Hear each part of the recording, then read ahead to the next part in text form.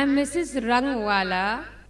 You have praised Raja Ram Mohan Roy in your talk. Do you know that he was against Parda? Why does Islam degrade woman by keeping her behind the veil? Isn't a Hindu woman modest in her shalwar kameez? The sister asked a very good question, that I spoke highly about Raja Ram Mohan Roy in my talk and about the reform he brought in Hinduism. But he even spoke against the hijab system that's there in Islam. So do I know about that? And why does Islam degrade the woman by keeping her behind the veil? And is a Hindu woman who does not wear a veil and wear a salwar kameez, is she modest? Sister, you should understand that if I appreciate certain points of a person, that does not mean I agree with all his points. For example, 4 years back,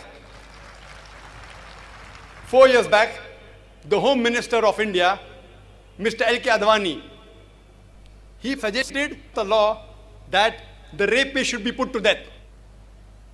And I appreciated that he agreed with the Islamic philosophy that a rapist should be put to death. But when I appreciated Mr. L.K. Advani, that doesn't mean I agree with him totally. But I do agree with the suggestion that a rapist should be put to death, same as Islam says. Similarly, Raja Ram Mohan Roy, I appreciate him. He's a great reformer. I really respect him. I also know that he was against the hijab system, which is mentioned in Islam. Now today, if we analyze the modesty level of a human being, it differs depending upon the surrounding they live in. For example, there are certain Muslim countries in the Arab land who say that if anyone looks at a woman or stares at a woman, it is considered immodest. Anyone stares at a woman, it is immodest. In India, as long as you don't touch a woman, you are modest. Therefore, while they greet, the ladies and the gents, they fold their hands, but they don't touch anyone. If you don't touch a woman, you are modest. In some of the Western countries, shaking hands is modest. If a man shakes hands with a lady, it is modest. And if you don't shake hands, it is considered that you are not friendly. In other Western countries, if you kiss a woman, that is modesty. If you go beyond kissing, it is immodest. Some Western countries, as long as the men and the lady, anything they do, as long as they do willingly, it is modest. So different people have different levels of modesty depending upon where they live. For example, in America, if a lady wears a mini skirt or shorts, she is considered modest. But the same girl, if she comes to India and she wears a mini skirts and shorts, we will say she is immodest. When I gave a talk in America, there was an American who told me, "Brother Zakir, do you know the Indian women are immodest?" I was shocked. I didn't agree with him. He said, "Of course. The Indian women, when they wear the sari, they expose their belly."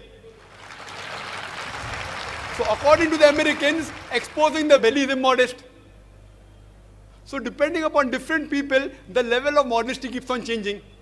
Let us try and analyze what does our Creator, Almighty God, have to speak about modesty. Allah says in the Quran, in Surah Nur, chapter number 24, verse number 30, "Say to the believing man that he should lower his gaze and guard his modesty."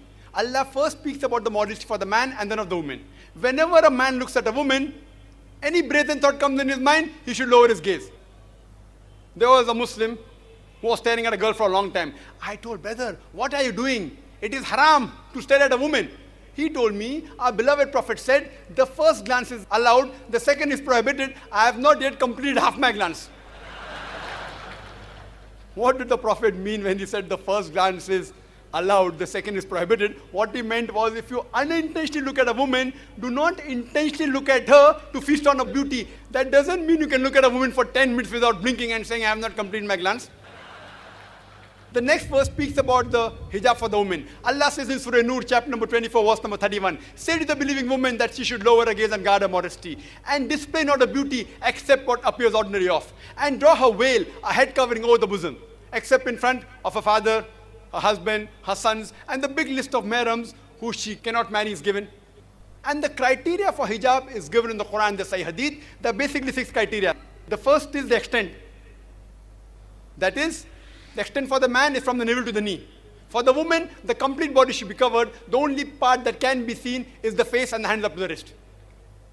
The remaining 5 criteria are the same for the man and the woman. The second criteria is the clothes they wear, it should not be transparent so that you could see through. The third is it should not be tight fitting so that it reveals the figure. Fourth, it should not be so glamorous so that it attacks the opposite sex. Fifth, it should not resemble that of the opposite sex. And sixth, it should not be clothes which are signs of the unbelievers. And the reason for hijab is given in Surah Ahzab chapter 33 verse 59, in which Allah says, O Prophet, tell to your wives and your daughters and the believing women that whenever they go abroad, they should put on a cloak so that they shall be recognized and it will prevent them from being molested. Suppose there are 2 twin sisters who are very beautiful, who are equally beautiful, and if they are walking down the streets of Bombay, down the streets of Pedaro, and one of the twin sisters, she is wearing the western clothes, a mini skirts and short. And the other twin sister, she is wearing the Islamic hijab, complete body covered, except the face and the hands up to the wrist. And if they are walking down the streets of Pedder Road, and if round the corner there's a hooligan, there's a ruffian who's waiting for a catch, who's going to tease a girl, I'm asking you a question, which girl will he tease? Will he tease the girl wearing the miniskirts or short, or will he tease the girl wearing the Islamic hijab? But naturally, he will tease the girl wearing the western clothes. Let's analyze what do the Hindu scriptures have to speak about modesty.